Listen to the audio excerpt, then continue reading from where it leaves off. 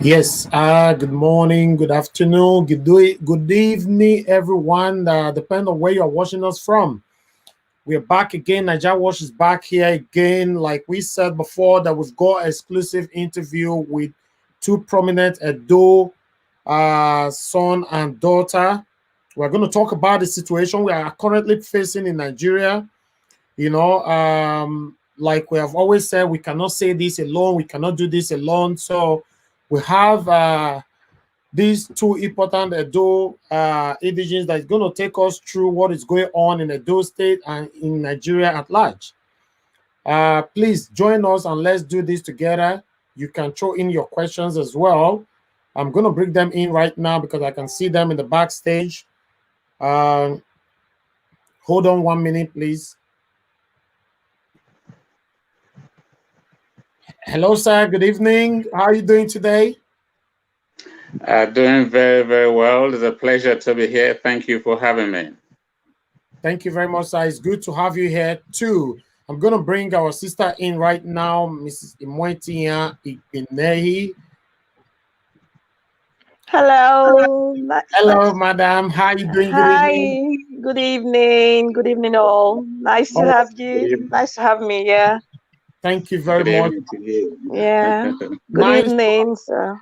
Nice to have both of you here. As you all know that we are here in one reason, because of what's currently going on in our country. But before we start, I'm going to ask both of you to introduce yourself to our audience here. Mr. Joe, Ambassador Joe, I want you to introduce yourself to our audience to know who you are. Before we go to our sister.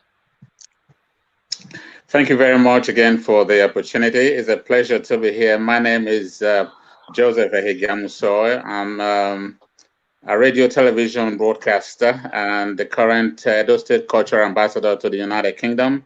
Prominent and a notable, proud Edo son, domiciled right here in the United Kingdom, very passionate about what's going on at home, and very desirous for a good Edo State, by extension, a good Nigeria and Africa at large. Thank you very much. Thank you very much, sir. We appreciate you for being on our show today. Madam, we're going to come to you right now. Please introduce yourself to us so that we can know who you are and where you are live streaming from. My name is Mrs. Imuetinyan Igbinehi. I'm Edo, like you can see from my name. I'm a professional here in the UK. I work with the social care sector.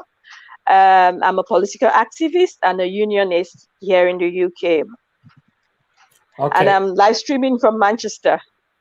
Okay, nice to have both of you on the show. What we're gonna do, I'm gonna mute whoever that I'm not asking the question so that we can reduce the noise in the background. So we're gonna start with Ambassador Joe.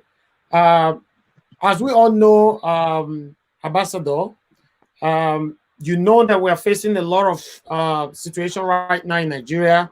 In fact, this year have not been a good year for I can't say for us alone. In general, it's not, since from January to this moment, it's from one situation to another. Now the soldiers are killing our people. So I'm going to ask you, Ambassador Joe, what do you think about these protests? About this current protest? Is it different from the previous protest that we'll be seeing?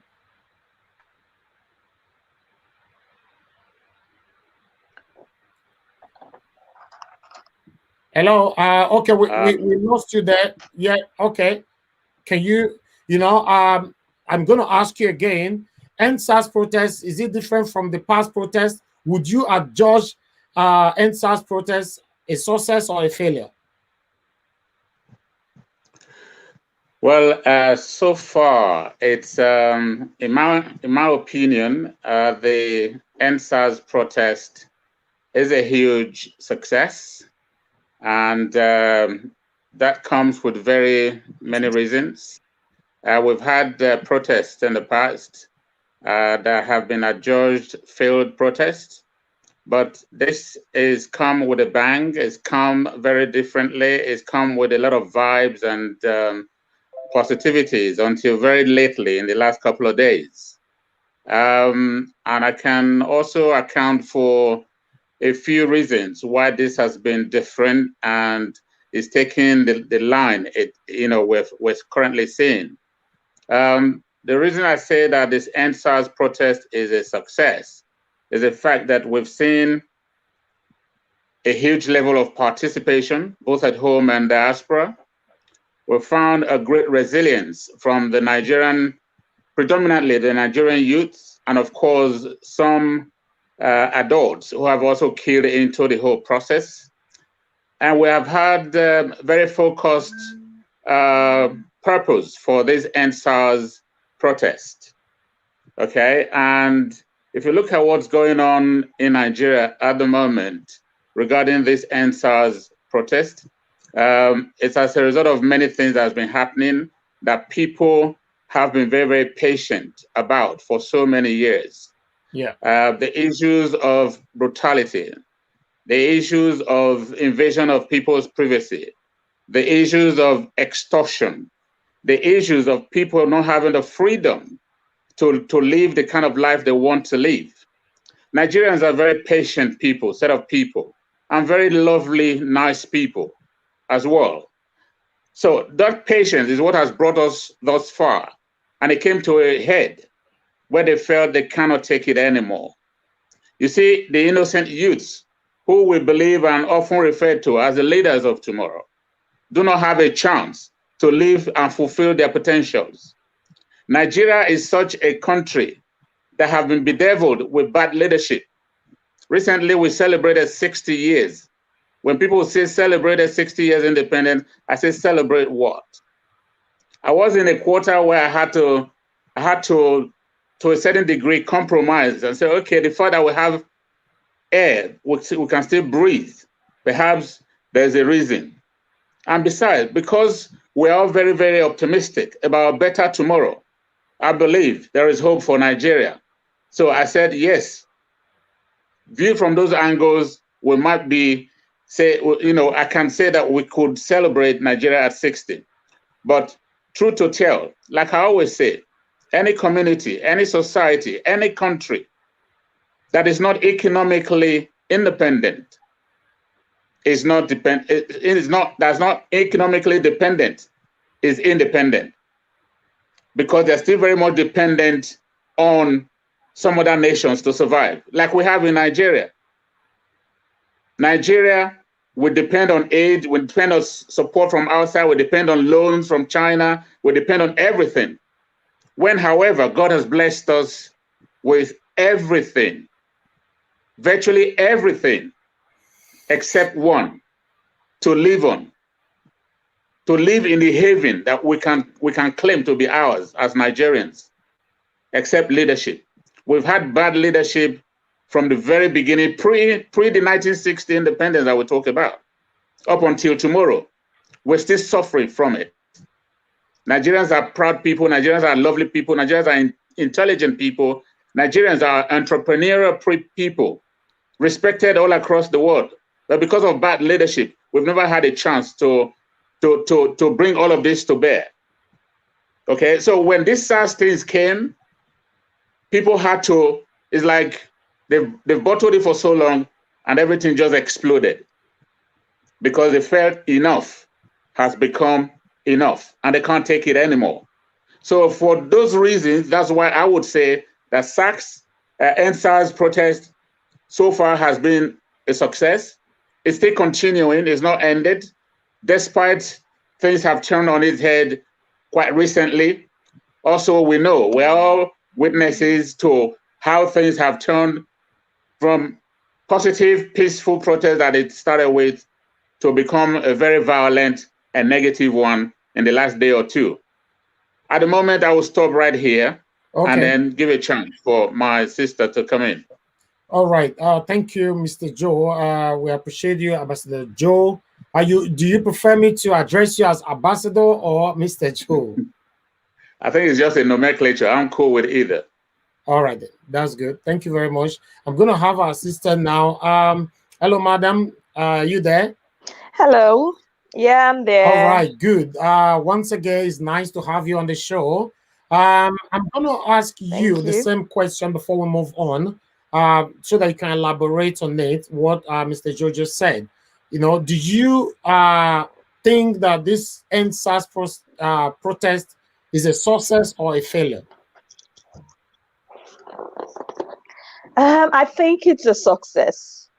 In every struggle, there must be a negative impact. Even when Jesus Christ came to the world, he had to die.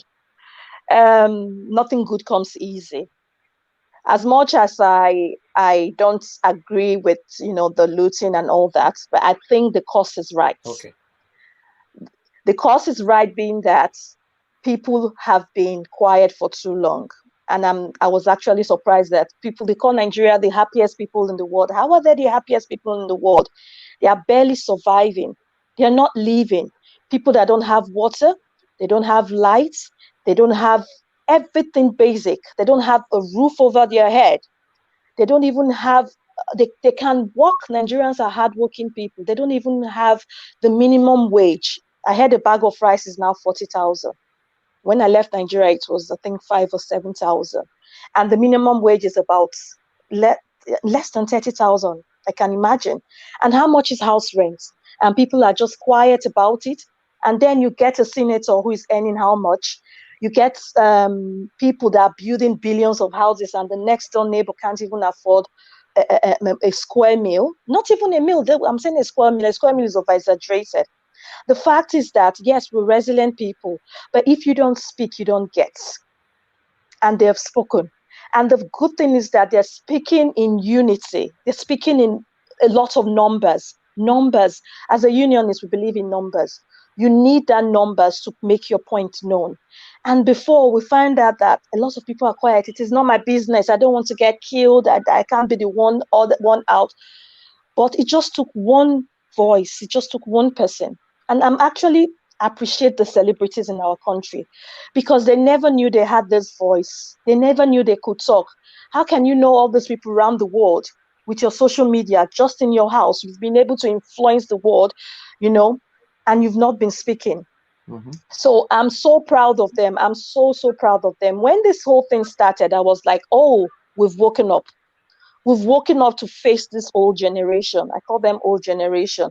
Since 1960, for God's sake, they've made sure they deprive the people of good education. And do you know what?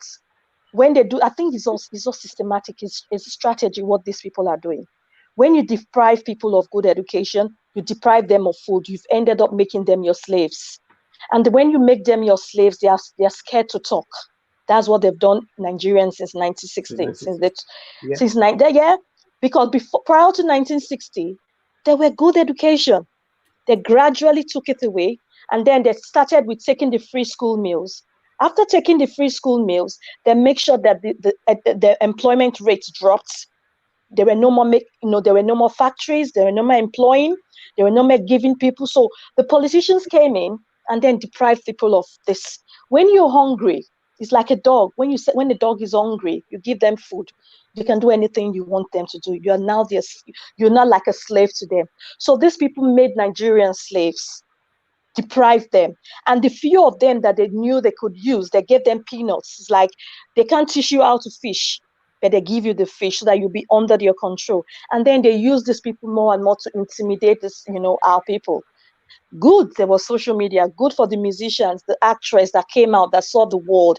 And then, yes, people started becoming entrepreneurs because they had no choice. And so we had some people like us that could break away from the shackles. People abroad, I'm not generalizing, but on average, people abroad are not hungry. So that's why you see they are talking without, fear, because they know they are not slaves under these people again.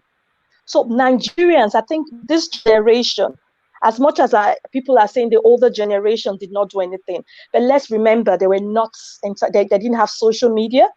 They didn't have the tools that we have today.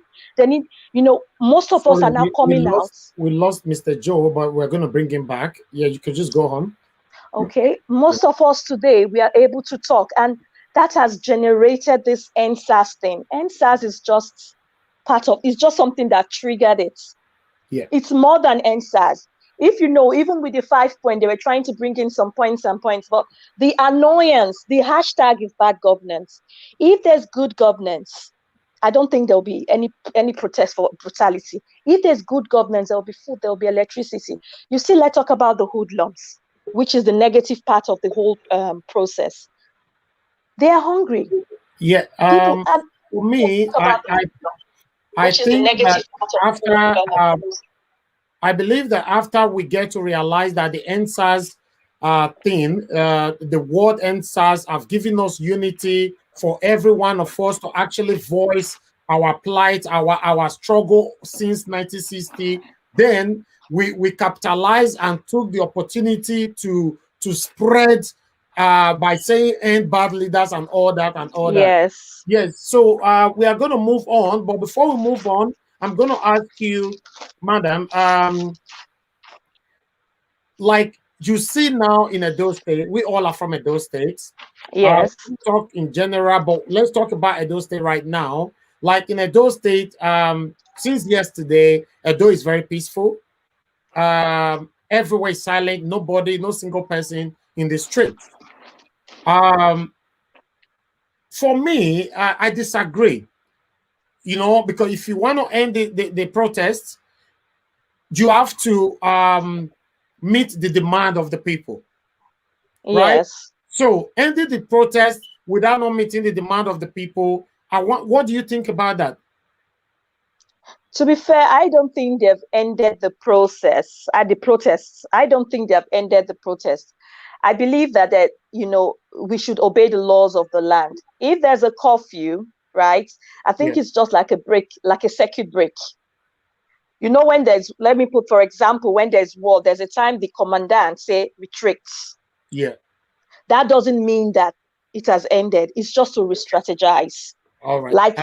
Yes, I think that is what we should be aiming at. We don't want more people to be killed because we know that lots of them are senseless. So we don't want more people to be killed. We don't want people to take it start looting and all that. We don't want the prisons to. Yes, which has already started. So if they don't put a circuit break for people to re-strategize, to know how to do it so that it will become lawless, and the motive, the aim, the objective at which we are driving at wouldn't be achieved. They will not, of which they're already blaming the youths now, but that was not, that is going to be a blame shifting. So I think it's appropriate to have a circuit break, to have a retreat. Okay. We should go back and then restart. Yes. I restart again. Yes. But support of the protests, because if we don't speak, we don't get. Exactly. We have been fooled for so long. All right, we're going to move to Ambassador Joe. Madam, I'll get back to you shortly. Hello, sir. Are you there?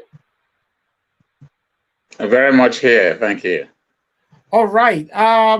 Nice to have you back again. Like we all grew up to know that Nigeria has been described as the giant of Africa.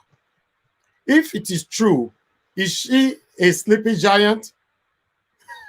Because that's what I want to know. Because since I was born, I've been told Nigeria is the giant of Africa. Nigeria is this. But since I was born, there's no light in Nigeria. There's no road. There's no healthcare. There's no education. There's nothing. But now, I still hear from some or most of Nigerians still saying we are the giant of Africa. I would like you to let us know, what does that word actually mean?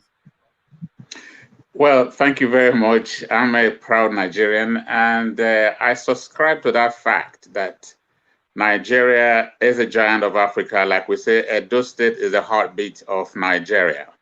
Okay, and if you look at it, let's look at numbers. Nigeria is known to be the most populous Black nation in the whole wide world. Okay. From that perspective, Nigeria could be considered as a giant of Africa. Okay. And a giant of Africa. Moving forward, economically, Nigeria's economy for many years was a stable leader in the economy of countries in Africa. So it fluctuates or rotates between South Africa and Nigeria. So looking again from that perspective, I say yes, Nigeria is a giant, or is the giant of Africa. Currently, we still remain the #1 leading economy in Africa. However, some very basic things are missing, which ought not to be, okay, that makes people to query and label us the sleeping giant of Africa. Now, you just made mention from you are a full-time grown adult, a family man, right? Yeah. And you have just mentioned that since your birth, there are certain basic amenities that have been missing in that country, you know, and it's true. Talk about electricity, talk about pipe-borne water, talk about good roads, talk about health, hospitals, employability, and so many things. If you look at all of that, these are things that are missing that ought not to be. And why is that?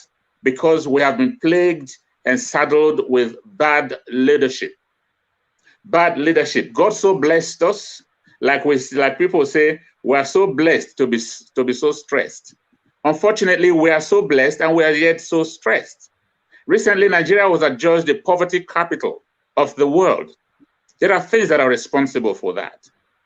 You see the average citizen of Nigeria living on 50 pence. 50 pence. A police service serving a 7 police officer living on £80 a month equivalent. Talking about 50,000 naira or 53,000 naira. These are people you want to be watching over the lives and property of your people. Nigeria's population currently is about 200 million and still counting. Nothing is right. Now, God, like I said, God helps us so much with everything, virtually everything. Natural resources, human resources, but devoid of leadership, good leadership, which has been the problem because we have had very bad and poor managers of those resources that God blessed us with. So that is why I would agree to those who label us or label Nigeria as a sleeping giant of Africa. But that time, I believe, is coming to an end. Why? Because back in the days, you find people in the religious circle, particularly the Christians, they don't want to participate in politics because they believe it's a dirty game. They don't want to be part of it because it's a dirty game. You don't vote and you don't want to be voted for. But at the end, you leave the unbeliever, you leave the evil person, you leave the corrupt person to vote and be voted for. And they come and they make the laws and policies that shapes your life, good or bad. You have nothing to do to change that. So now that is changing. And that is what has happened to the Nigerian youth for over 60 years. Each time I talk about Nigeria, I want to predate what they call independence in 1960, October 1st. A lot of things happened before the October 1st independence, okay? When we were a regional state in Nigeria, things were orderly, but the British bequeathed unto us a very, very wrong foundation. That wrong foundation is what has continually plagued us from then till now, all the way from 1922 Mafasini Constitution up to today, the 1999 Constitution as amended. We are still suffering because we've had a square-headed leadership in a round-headed Nigerian society. That has to change. Nigerians, as I said before, are very entrepreneurial. They are intelligent, well-educated. Look at countries across the world. Nigerians are making their mark in America, in the United States of America, in America, in the United Kingdom, in Asia, in Sydney, Australia, Oceanic, all the continents of the world. Nigerians are making huge impact with what they have been able to learn, their expertise, their skills, their knowledge. They are using them to better and improve these societies. But in Nigeria, they never get a chance. That's why they don't even find themselves coming back home to even do anything, because they will never be given a chance. Because some people believe it's their birthright to govern Nigeria. And this they have done questionably for over 60 years, and yet we have not seen the light of day. We're still groping in the dark as a nation of over 200 million people. That is not right. And that is because many of us, the youth particularly, we have laid back and believe, oh, it's not their thing. We are apolitical. We don't want to participate in politics. We don't want to do this. We don't do that. And they are doing wrong things that is destroying our lives of today and destroying the lives of us for tomorrow. So now the youth have woken up. There is time for everything.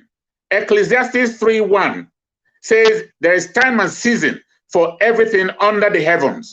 And I believe that the time for Nigeria and Nigerians to turn things around in that country is now. And that's what the NSAS thing has started. NSAS is just a slogan. They've managed to maybe achieve that. I think at the moment now, that mantra, that slogan need to change. It needs to change and change for good, because we need good governance. We need good leadership. We need a turnaround in our economy. We need employment for our people. The issue of police brutality, that should be looked into. It can be looked into. It can be corrected, okay, with reforms and all that. It's not a case of changing SARS to SWAT. That is completely wrong. You are insulting our intelligence. The federal government is insulting the intelligence of the average Nigerian. Who do you think the Nigerian people are? You change SARS. In 2 days, you come out with SWAT. Come on now. Show some respect. Show some regard for us, because we deserve it.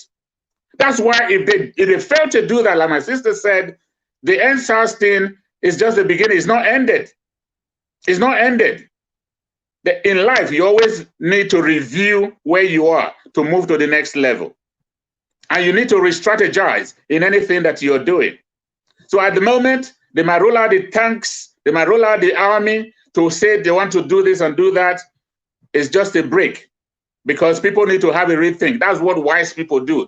That should tell the federal government that the Nigerian people are wise people. They are intelligent people. What has happened now, they just put a brake on the pedal and say, guys, let's go back, let's rethink and reposition ourselves, because there's a lot to be done. We cannot afford to miss this opportunity, because if we miss it now, we miss it for a lifetime. Thank you. All right. Thank you very much, sir. That was a good, deep analysis about who we are as a Nigerian. So I'm going to ask our sister here, madam, we're going to ask you about Edo State, where we all came from. Like they've always said that Edo State is the heartbeat of Nigeria and the reset button for Nigeria democracy. How? Please, can you actually explain this to us? Yeah. I think, like I proudly say, we are the heartbeat of the nation. You know, we make things happen. It's like that heartbeat when you start pumping and blood starts circulating around the body. You see this Governor Obaseki's election. I think it's an unconsciously just triggered the mindset of the youths in the country. It's like if Edo State can do it, we as Nigerians can do it. You know, there are some actions, there are some things that happen. You don't directly think of it, but it just changes you. When you have a reflection, you now think, oh, why have I actually done this? So you now start thinking, oh, this may have caused it. I think I'm so proud of where I'm from, that we did something that nobody has ever done. We stood our ground, we stood in unity.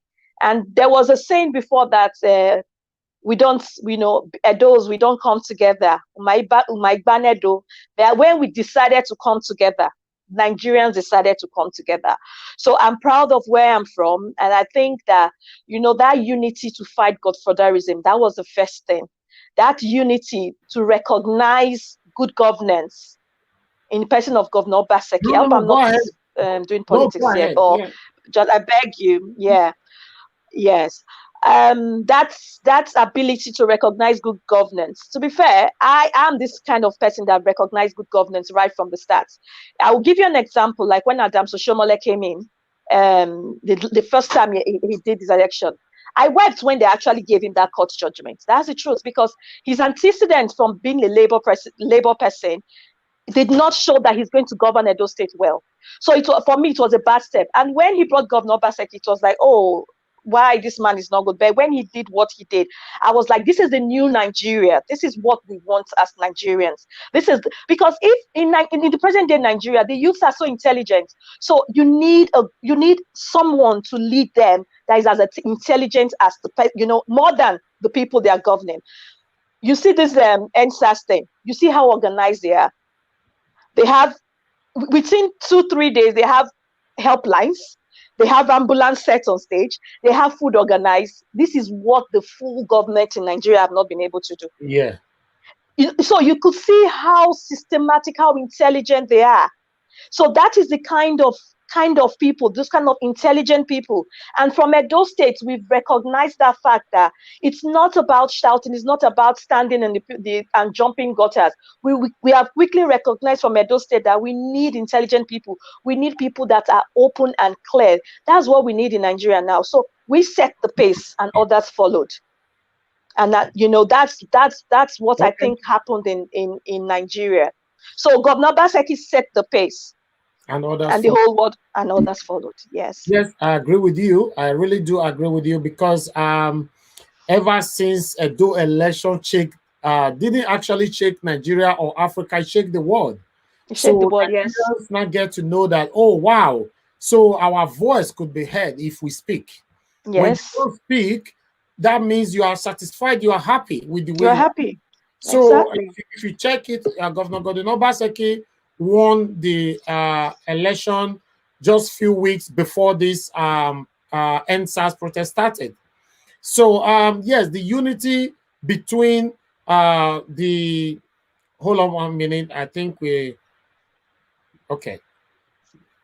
unity between the Nigerians at the moment, is so overwhelming. Because it's something that we never thought we can ever do. Achieve, because for me, I can testify that since I was born into this life, I've never seen Nigerians like this before. We've been trained by our fathers that no, when they are fighting, stay inside the house. When whatever that is happening in Nigeria, don't worry, God will do it. God will change it. But we're so happy now that yes, things are beginning to change. I'm going to ask Mr. Joe. Mr. Joe, are you there? You need to unmute yourself. Unmute yourself.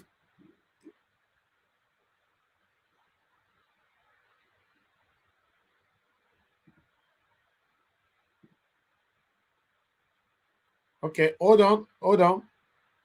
Okay, do it again. Unmute yourself now. Cool. It's done. I can hear you right now. All right, Mr. Joe, I'm going to ask you because the way things are going right now, like 2 days ago, we know that we got a Black Tuesday, which at the moment now, a lot of parents are still crying over the loss of their own children. While the concerned Nigerians are in pain, our hearts are heavy because of the loss of our fellow Nigerians in the Lekki toll gates. So what can you actually say about that? Well, my heart goes out to families of the victims of this very dastardly act that happened. What we have now come to accept as a Black Tuesday in the history of the Federal Republic of Nigeria. Our heart goes out to them, and may their soul rest in perfect peace. They are martyrs. They died in the struggle for the protection, for the betterment, for the improvement of things in the country. Now, this would not have happened if not. It looks very orchestrated, calculated, because as we all saw from the very onset, this is a 13, 14-day-old protest in Nigeria now. And for 12 good days, it was all peaceful. As my sister alluded to, peaceful, well-organized, to send a message. Is one of the reasons why we would say that NSAS is a success and very different from all the previous protests that's been organized in Nigeria. Now, with what has happened, some people are of the opinion that these are masterminds of those in power. These are masterminds of those in authority to infiltrate the peaceful protest that the Nigerian youth, the Nigerian populace embarked upon to demand their rightful places in the society, to make things right, to put things right, end police brutality, end extortion, end oppression, end impoverishment, and bring some good governance to the people. It's within their human rights to demand these things. This is what has laid silent and docile for so many years. That's why the Nigerian government can afford to take the people for granted. But when they saw that this was all going, and according to the United Nations treaty and law, after 30 days of persistent and continuous protest, they have the right to step in and intervene. And the Nigerian government, I believe, they are aware of that. They want to truncate the process. They want to abort the process. And how can they do this? If there were no things like this, infiltration of pockets of violence and things turning on their head the way it's done in the last 2 days, the government of the day, albeit from local, state to federal level, have no reason to roll out the tanks, have no reason to call the army, have no reason to bring in the military police, to try and counter the people. Don't even have a reason, in the first case, to impose curfew that will restrict the movement and activities of these people to continue with their protest. That is what happened, and now they tend to have a chance and a reason to come out and say they want to restore peace and order because there is violence on the street. Like I said, it's in the mouths and views of many people, both at home and abroad, that this was an orchestration by the government on ground. Let me ask you a question. This has been going on now, and it's gone bloody. It's gone deadly. Where is your president? Where is... I was about to ask you that. Where is your president? Where are the leaders, the so-called leaders we say we have in the country? Where are they? Where are they? My heart bleeds. I see some clips. I can't help. I sob and I weep and tears roll down my cheek. One of it was I was eating and I watched the clip. I aborted my meal. I was crying like a baby. Crying like a baby. Why? Why would things like this happen to us in Nigeria? Why would it happen to us in Nigeria? It's like we are a people living by the banks of the river, yet we're washing our hands with spittle. Why? We live in the midst of many, plenty, yet we are starving. Why? We are in a society, Nigeria, where life does not mean anything anymore. We have people being killed, murdered, and bodies, just, I don't know the word, shattered all over the street. Why are we like this? Like my sister said, we have a National Assembly where you have parliamentarians getting about 2.83 million every month. 3 million naira, 2.8 million naira every month. You have governors that are recycling themselves. You serve 4 years, 8 years, you return back to the National Assembly as senators.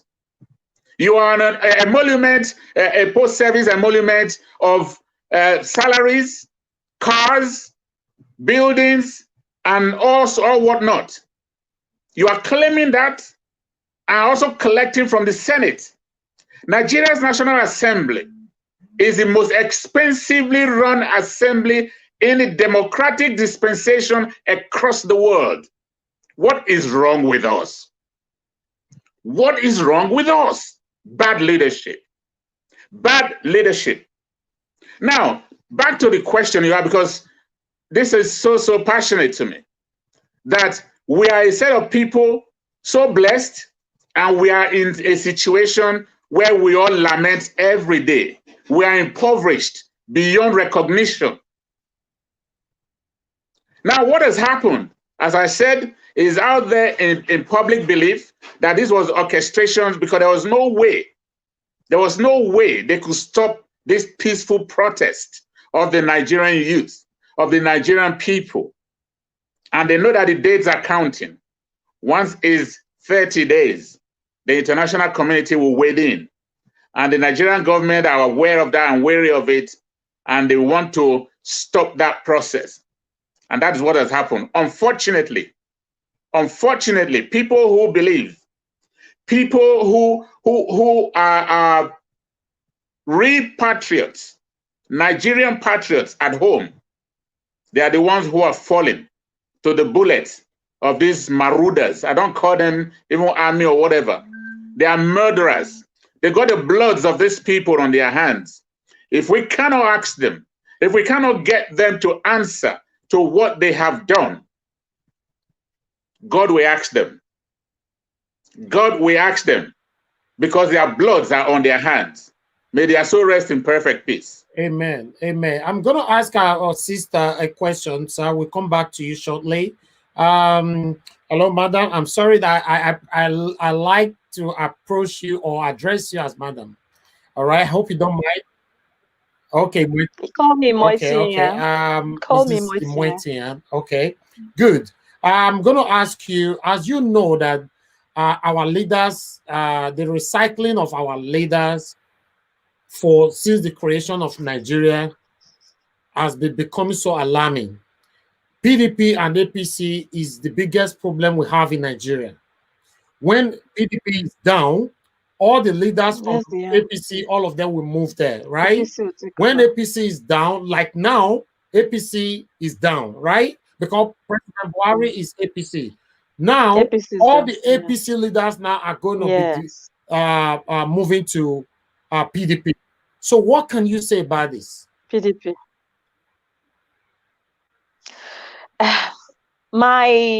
It's my opinion, and it's the way I've thought about it. Everybody may not agree with me, but I think we're early stage of democracy in Nigeria, and there's still no ideology yet about politics. The people, most of them just go there because there's money. It's just a job. It's just job hunting. It's not serving the people. Hopefully we'll get there. First of all, the only way, I think one of the ways we get there is to, cut this on unrealistic salaries. People don't earn it around the world. Another way is the expensive way at which elections are being run in the country. Without those things in place, because something about Nigerians is that we just cut things from the head.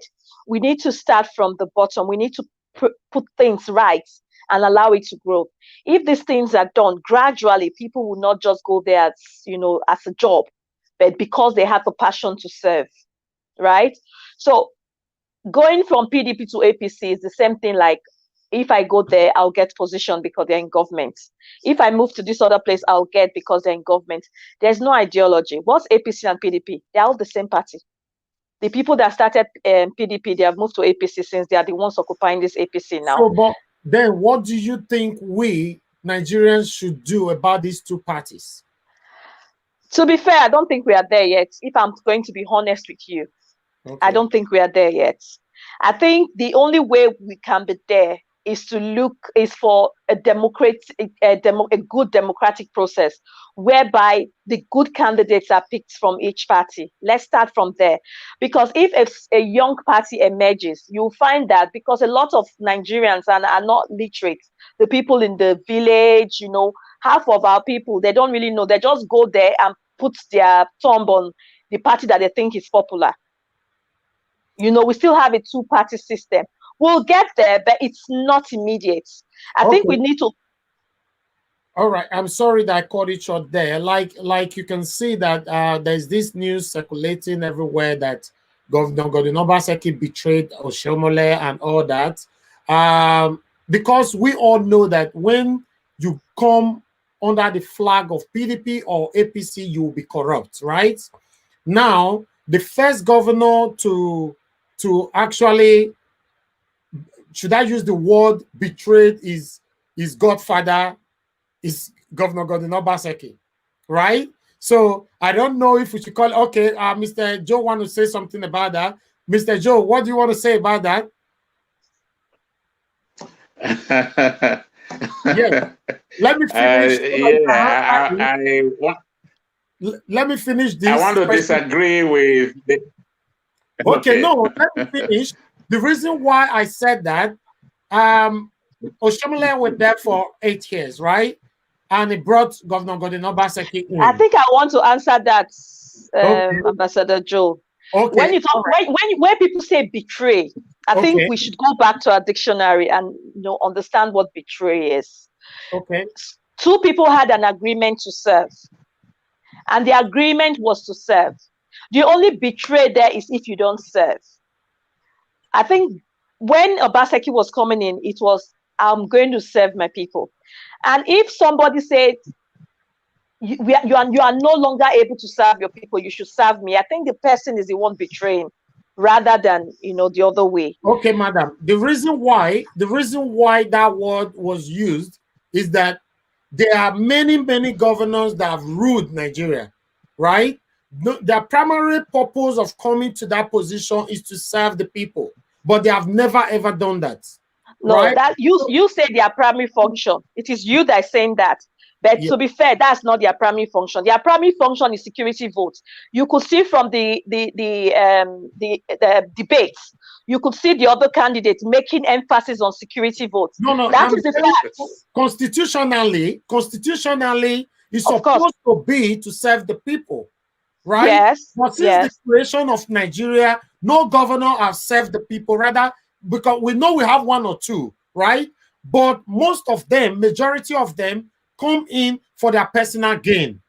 Now, because there must be a secret agreement between them and whoever that is bringing them into power, which makes the reason why a lot of people are saying that Governor Godwin Obaseki didn't listen, and maybe he agreed to that terms and condition when he was coming in, but when he got in, he disagreed.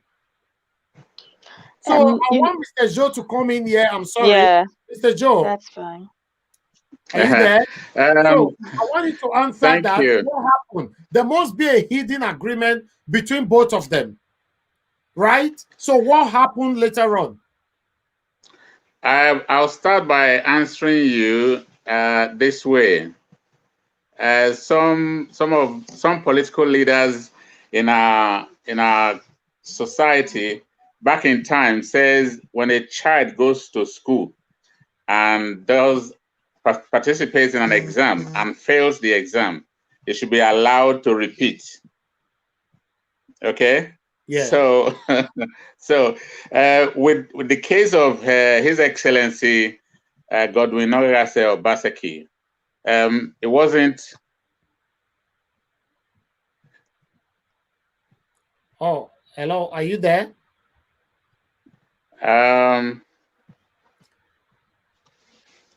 You're breaking. Can you hear me? Yeah, we can hear you now. Yeah. Right. With the case of His Excellency Godwin Obaseki, I would not agree to the word betrayal, and maybe there was a gentleman's agreement. If at all there was anything like that, I think what we want to enshrine in the Nigerian society, in the democratic process or practice in Nigeria, is what he has done, I think, is in line with what we want to expect, not to be perceived as betrayal. Reason being, this is a guy that has come into governance. You know, one thing that is constant with humanity is change. And that's one of the biggest things that humanity is equally scared of. Change. Nobody wants to change. We are talking the situation in Nigeria today. We want the mantra. APC came into government, Buhari came into government on that mantra, on the backdrop of change, change, change. Nigerians felt fed up and they wanted a change. He said he was going to bring change. Now, what Obaseki is doing is the kind of change we want in the Nigerian democratic process. I'm not saying he's 100% a saint. Nobody is a saint. He might have his lapses. We don't want those gentleman's agreements behind the scene. We don't want those gentleman's agreement that would be disadvantageous to the people that you have come to serve. If you fell into it somewhat, if you fell into it somewhat because you are coming into power, and you come in and you have a roadmap to do the deliverables of good governance and deliver the dividends of democracy. And you might find yourself maybe straying from it because coming in, you might be thinking you want to do it or it's going to be business as usual. But when you get in there and you now find what is prevalent, then you might find yourself switching from, towing that right path, because what the people need is good governance.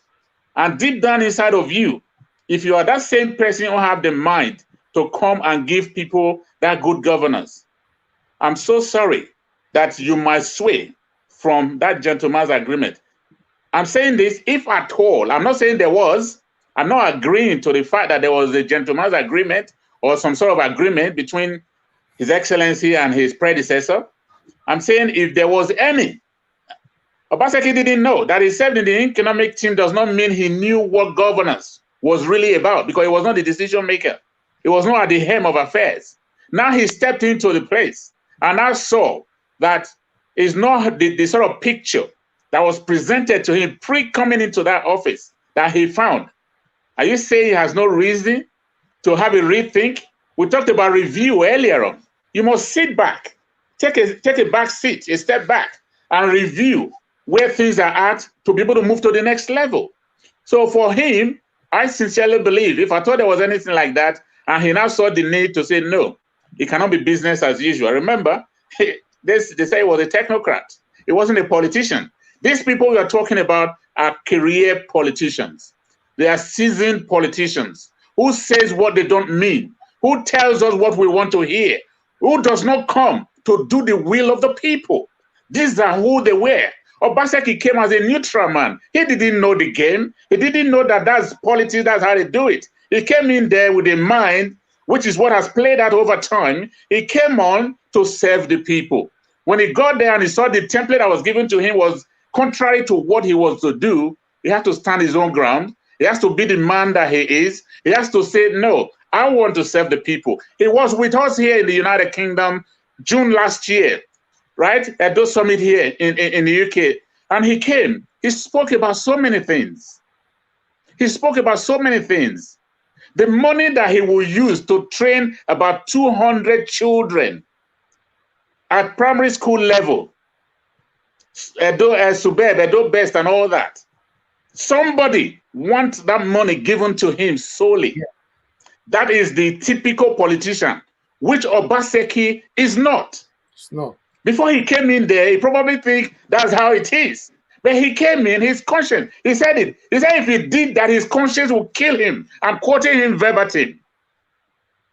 He cannot afford to part with that money for somebody while children are suffering. Look at the educational system in the States today. This is the result of a change. If you like, it is probably the result of the breach of the agreement you're talking about.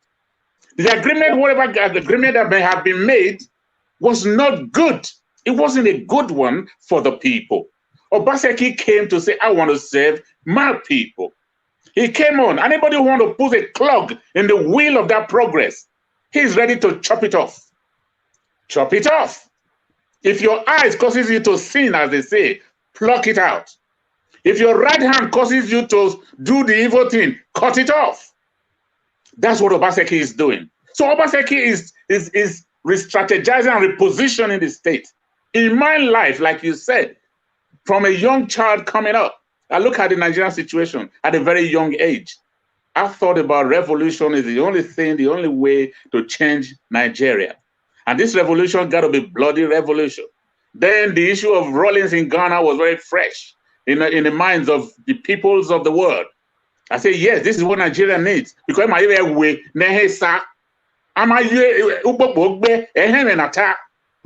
so along those lines, I saw it that way. But over time, as I grew up, I look at Nigeria, I say, no. Yes, we may need revolution, but we don't need bloody revolution. We need educational revolution. We need a reorientation of the mindset of the average Nigerian.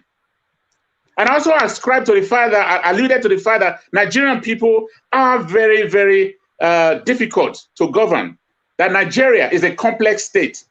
But again, over time, I saw Nigeria as a beautiful nation. I saw Nigerians as beautiful people, very simple people to administer, to govern. Why? If we just do the right thing for them, give them the basic necessities of life, basic infrastructure, get a job. In the morning you wake up, you go to job. End of the month, you get your pay. Enough for you to cater for yourself and your family. Nigerian people will not bother you. Is that too much to ask as human beings? Is that too much to ask as Nigerians? I say no. Kabodo, no. Like we say in quarters, no. We're not asking too much. What Obaseki has done and he is doing is to carve a niche, is to reposition Edo State. Same young man here growing up, Edo State was acronym the Civil Service State of Nigeria. But now this guy is here to revolutionize the system, to put structures in place, to industrialize the state, and to bring good governance to the people and make people relevant. Put people first. What is democracy? Government of, for, and by the people. That's what democracy is. What are we doing? How are we practicing our own democracy? This is what this guy is doing. You know, and again, for the first time, I put myself on the line. I came forward to support Obaseki. Threw everything on the line to support him. I have no regret doing so. I'm glad he made his second term because the guy has a job to do. If Obaseki fails, if he's also towing a wrong line, we are here to hold him to account. Exactly. We are here to hold him to account. But this is what his predecessor and his likes never had people to do. They never gave a chance to do it. But Obaseki saw the need to say he wants to reach out to the people.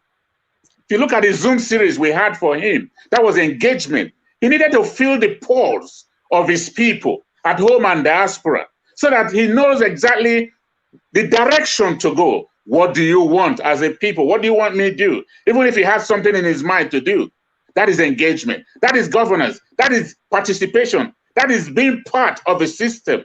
So Obaseki got in there and found the structure on ground was not going to enable him to do that. He had to maybe reverse if at all there was any agreement. I like to always bring that in because I don't think there was any sort of gentleman's agreement or whatever. That's why you see Obaseki is doing his own thing. Now, I believe second term will be great. I believe he will have more freedom because if he was so plagued, troubled, and distracted in his first term, and he could still do what he did in terms of deliverables, it's only a matter of time that his second term, when those things are not there, he will have focus.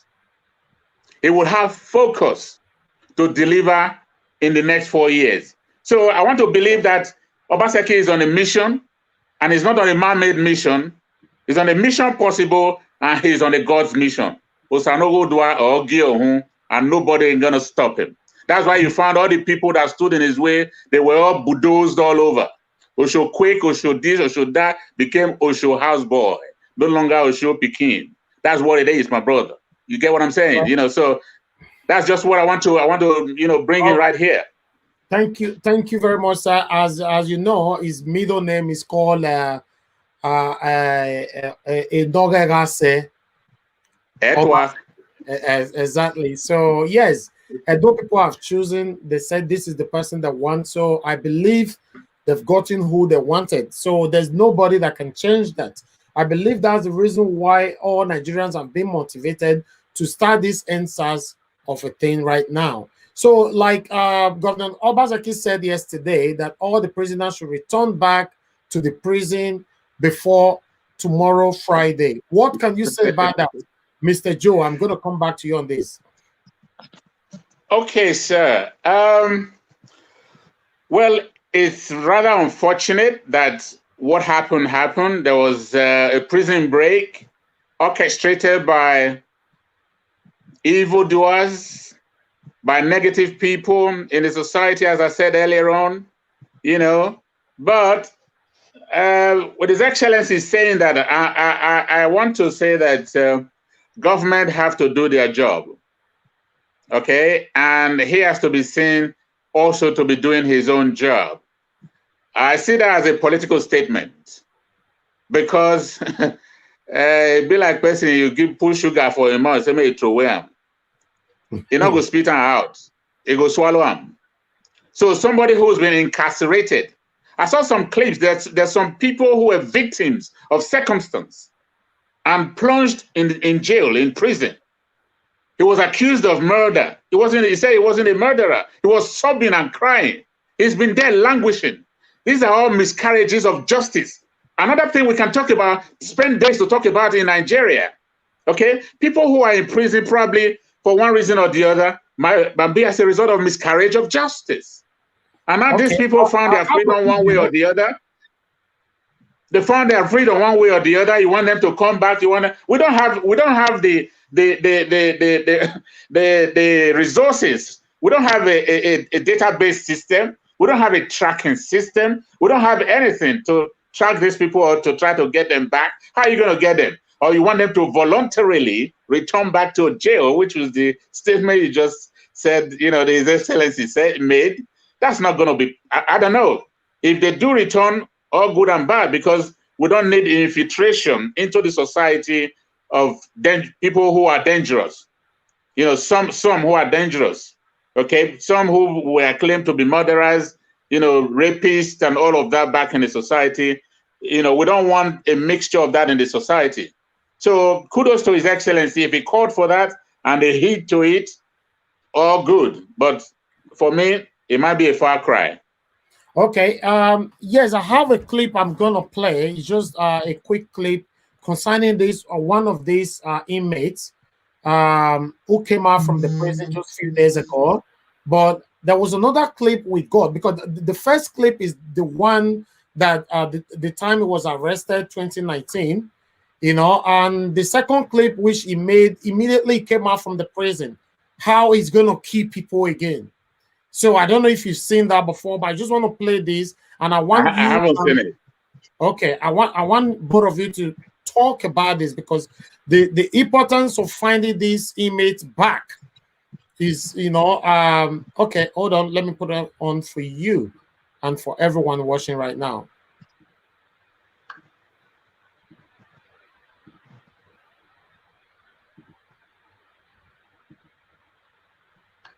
The suspect, who gave the names as Ehigiamusoe, aka Apan, was arrested as St. Savior, while Usayuare Aibogun Usasere and Emmanuel Ugemuja, aka Ekowa, were arrested at Bokoi village off Bini Auchi Road.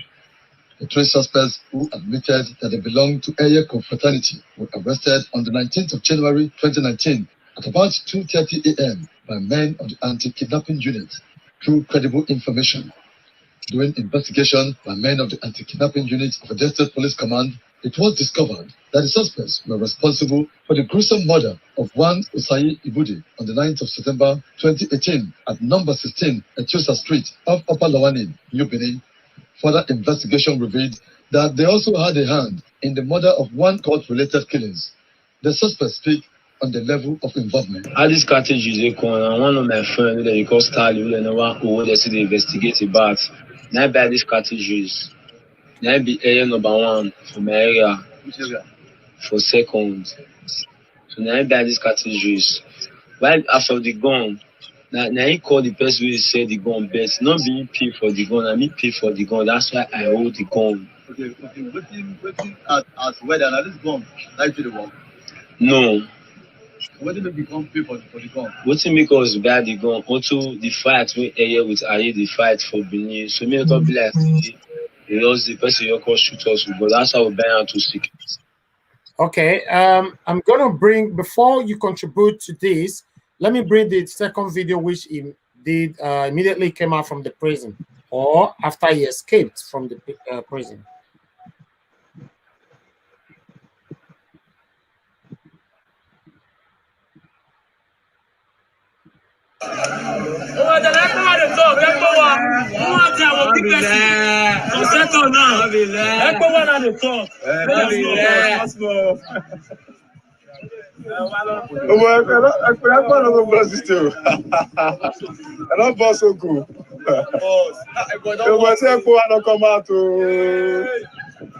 Okay, I I want us to hear that again. It's 19 hours.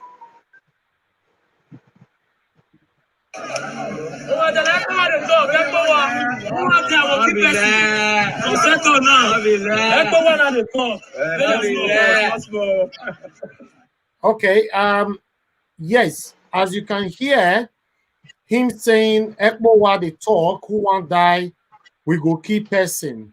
So what do you have to say about that? Is that me? Yes, I'm asking you first before Mrs. Okay.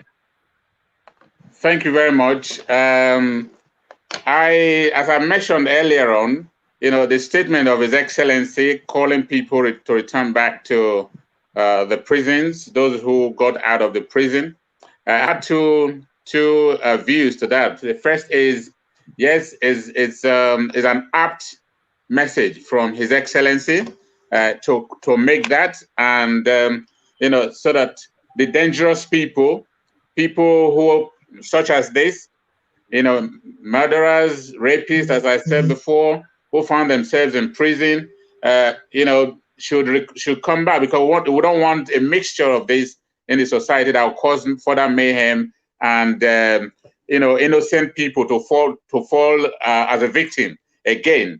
So such people don't, in terms of being in the society, back in the society, is a danger. So with the call of His Excellency, is apt, is rightly, is timely, and is welcome. So as I said, it would be good if we are able to have them back to the prison, to be properly rehabilitated, before they get back into the society. And to hear him speak the way he did, it just corroborates the point I'm making, that such people remain dangerous to people in the society, which is not a good thing to happen. But again, looking at it from another point of view, it's going to be hard because we do not have the facilities to track and trace these people and bring them back, and they will not willingly do so because they feel they regain freedom and then to mix up with the society. So that's why I express myself in that manner. But if they hear the call, all good, we'll be very excited, because that will curb the danger and the menace that would likely bring to innocent people in the society. Thank you very much. Mrs. Imuetinyan, are you there with us? All right, Mrs. Imuetinyan, I want you to say something about how do you want the government to find these inmates back? Because he made a statement yesterday that he gives them ultimatum to return back to the prison by tomorrow. What can you say about that?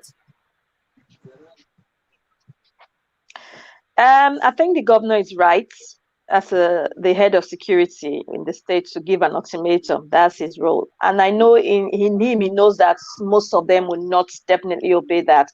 But at least it's right for him to say that, because, giving them a chance, it's unlawful what they've done to leave the prison. I understand that there are some innocent people there, which that's why it all boils down to reform the system.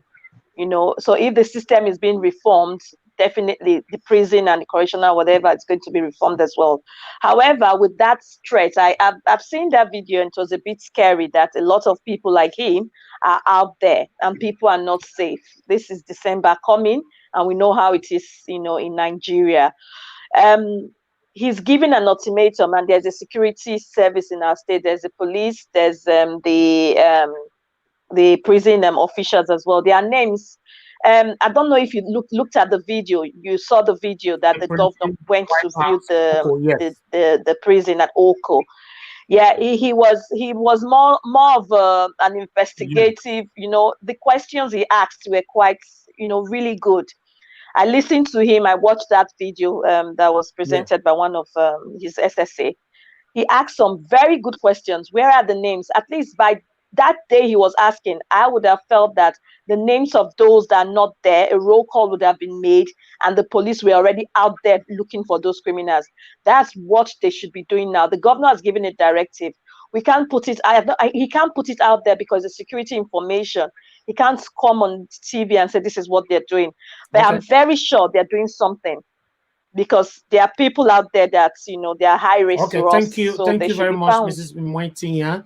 We have a question because we're going to take a public questions for both of you. We have someone on the phone. We're going to take like about 4 phone calls, from people. We have one here already. Hello, madam. Good evening. Where are you calling from and what's your name? My name is Pat. I'm calling from London. I was just listening to what Cephas was saying, and this is the thing I've been trying to find out since, because I understand before that the governor wasn't around. Okay, now he's back because there's trouble in the city, and he's back to the city. So first of all, he have to address it. He have to address the people first. He have to speak to the youth, because other governor has come out to speak to the youth, but everybody tried to vote for this, Governor Basagi. It took us 2 months plus to fight this case. At least you address this youth, because some of these dead people, they voted for him. I really support that lady called Stainless, seeking from somewhere, Netherlands. But because as he came back, he should have addressed them. Then after addressing them, then he will not tell them, say, I don't mind you people protesting, but by law, you shouldn't damage anything, because I will send security people. All right, madam. That's my point. Yes, So, I would like them to answer this now for you. We are not happy about that he did not address these people at all, because Wike is doing the same thing at wherever he is. He did not stop them, but he addressed them not to damage anything. Okay, thank you very much, madam, for your contribution. All right, Ambassador Joe, I think I'm going to throw this question to you, as you heard her that the governor came from his vacation, and he's supposed to address the youth before doing any other thing. What can you say about that? Thank you very much. I know that there is agitation. There are agitations along those lines, and His Excellency to have, like you said, or Madam said, he wasn't around. Now he came back. That's to send a message to the people, the level of interest and importance he attaches to what's happening in his state. So that he's come back. There are things that he's likely addressing behind the scene that we don't know. I believe the broadcast will be made. It would address the Edo indigenes both at home and abroad, and for all other friends of Edo to hear. So I believe he has a message for the people, which will come out sooner rather than later. So I don't think that that's not on his agenda. Perhaps it's just a matter of when and not if. Okay. All right. Thank you very much. Mrs. Imuetinyan, do you have anything to say about that question from the lady who called from London? Yes, I think when the protest started, his deputy, which was his representative, addressed the people. He came down, he came out, he addressed the people personally. So at that time he addressed the people, he was a representative of the governor. The governor handed over the state to him. And when the state was hot, the protest was really bad, the governor cut back his, and if you know, this governor is someone that never leaves his state. Since he came, we don't have the thing to say, oh, 3 weeks we've not seen the governor. So he cut down his vacation and came, and immediately he held a meeting with the security agents, the deputy governor, the SSG. That was actually covered by the broadcasting houses in Benin. So yes, I think he's a governor that listens to the people. If we want him to address us, I think I hope he hears this.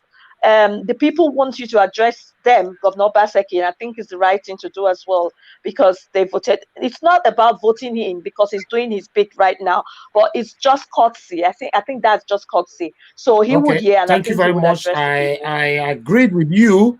He's supposed to address the people, and I believe he's going to do that pretty soon. So I think we're going to end the show because it's supposed to be a 1-hour show.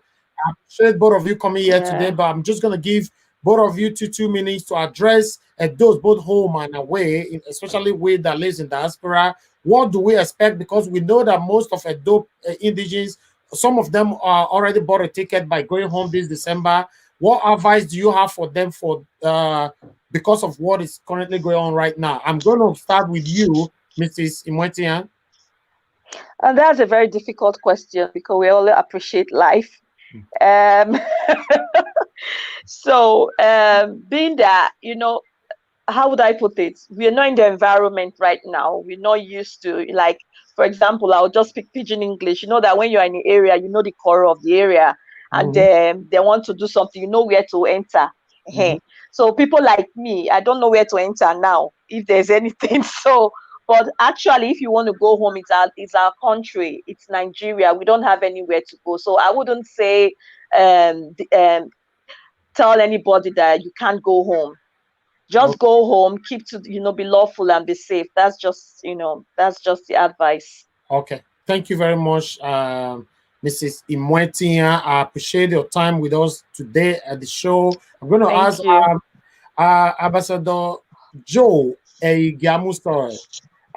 We really do appreciate you coming here today, sir. I have so much respect for you. Please, I want you to give 2 minutes advice for those in diaspora and home as well. But I want you to advise them, because some of them want to go home this December. What do you have to tell them? Thank you very much for the opportunity. Back in days, we hear Andrew won't check cattle. Say, what?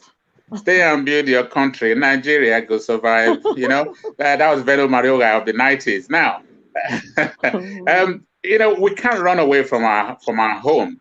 I always say a house is not a home. Where we are in the diaspora, for me, is like a house. Our home still remains our country. Okay? So it's unfortunate that we're going through this phase right now. But whatever goes up must come down. So I believe that all of this whole thing, in a matter of time, will go down, and we'll see hear to voices of reasoning, and see the need to build our country and not destroy our country. So in terms of those who want to go home this December or before December or something, let us be encouraged. Let us feel confident, that things will all simmer down. There's tension now. Everywhere is tensed up. But let's have that belief and that the whole thing will simmer down over time. And before you go home, there will be a safe, sane environment for us to return back to. And for those who are involved in making the country sort of take a bad shape at the moment, I want to also appeal to them to have a rethink, because it costs more to build than to destroy. Okay? The destruction that we're experiencing in the country right now is going to cost an arm and a leg to rebuild. That money can be channeled to further developing the country. And I want to say that for Nigeria to be good, the right people, they say evil men rule where the good ones go to sleep. Okay? So for Nigeria to be good, which can be good, we all need to have our hands on deck. Let's put our hands on the plow and don't look back to rebuild Nigeria, because it is possible. Thank you very much. Thank you very much, Ambassador Joe Ehigiamusoe, and thank you, Mrs. Imuetinyan. I appreciate both of you today. We are going to do this again anytime soon. Our platform is here to welcome people like you. Thank you very much, and have a good evening, so that we can move on, because we just had information now that our president is addressing the nation, President Buhari. So let's go see what he's saying. Thank you, everyone. Thank you. Thank you for having us. Such a pleasure. Thank you. I appreciate you. All right. Bye. Right, my people, thank you very much for joining us to make this a success. Without you, we wouldn't have been able to do this. We appreciate you so much. Let's see what the president is saying right now. And after that, we're going to come back, because we have a few videos for you this evening. Then we can call it a day. But for now, we are drawing the curtain right now. Thank you, everybody. You guys have been so amazing. We appreciate you. Jennifer Jimo, thank you. We love you so much. You'll be there for us all the time. Thank you, everybody that have been there. We appreciate you all. Without you, we cannot do this. We join you guys soon. Thank you and take care.